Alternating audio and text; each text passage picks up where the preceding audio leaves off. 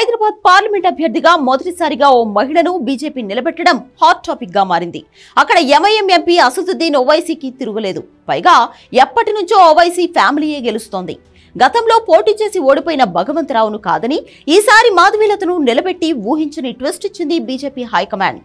ముస్లిం మహిళల ఓట్లను టార్గెట్ చేయడానికే ఆమెకు టికెట్ ఇచ్చారని అంటున్నారు కమలం పార్టీ నేతలు. ఎంఐఎంకు కంచుకోటగా ఉన్న పాతబస్తీలోని హైదరాబాద్ లోక్సభ నియోజకవర్గంలో ఈసారి సరికొత్త అస్త్రాన్ని వదిలింది కమలం పార్టీ. Virinchi hospital founder, chairman Viswanath భార్య మాధవీలతకు టికెట్ ఇచ్చింది.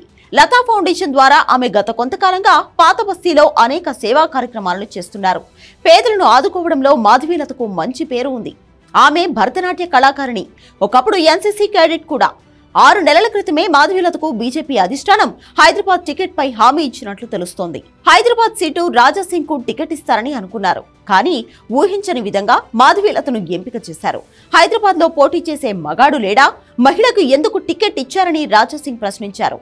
కానీ హైదరాబాద్ స్థానానికి మాధవీలతను ఎంపిక చేయడానికి బీజేపీకి ఇంకో మెయిన్ రీజన్ ఉంది. ఆమె పాతబస్తీలో సేవా కార్యక్రమాలను ప్రారంభించినప్పటి నుంచే ట్రిపుల్ తలాక్ పైన క్యాంపెయిన్ చేస్తున్నారు. కొందరు ముస్లిం మహిళా గ్రూపులతో కలిసి పాతబస్తీలో ఈ ఇష్యూ మీద పనిచేస్తున్నారు కూడా. Forum for awareness of national security, సంస్కృతి తెలంగాణ సంస్థలతో కలిసి పనిచేస్తున్నారు. తలాక్తో నష్టపోయిన మహిళలకు కొద్దో గొప్ప సాయం కూడా చేస్తున్నట్లు సమాచారం. ట్రిపుల్ తలాక్ రద్దుపై చాలా మంది ముస్లిం మహిళలు సంతోషంగా ఉన్నారు. బీజేపీకి, నరేంద్ర మోడీకి ఫేవర్ గా ఉన్నారు. ఈ ఇష్యూ మాధవీలతకు కలిసొస్తుందని భావిస్తున్నారు. పాతబస్తీలో 20 ఏళ్లుగా హిందువులకు సంబంధించిన అనేక ధార్మిక కార్యక్రమాలను కూడా మాధవీలత చేస్తున్నారు.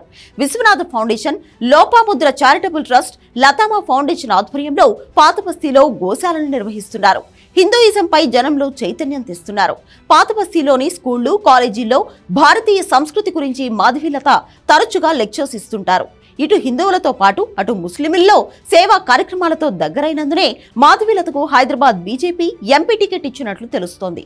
హైదరాబాద్ సీట్లో ఓవైసీకి మాధవీలత గట్టి పోటీ ఇస్తుందని బీజేపీ హైకమాండ్ భావిస్తోంది.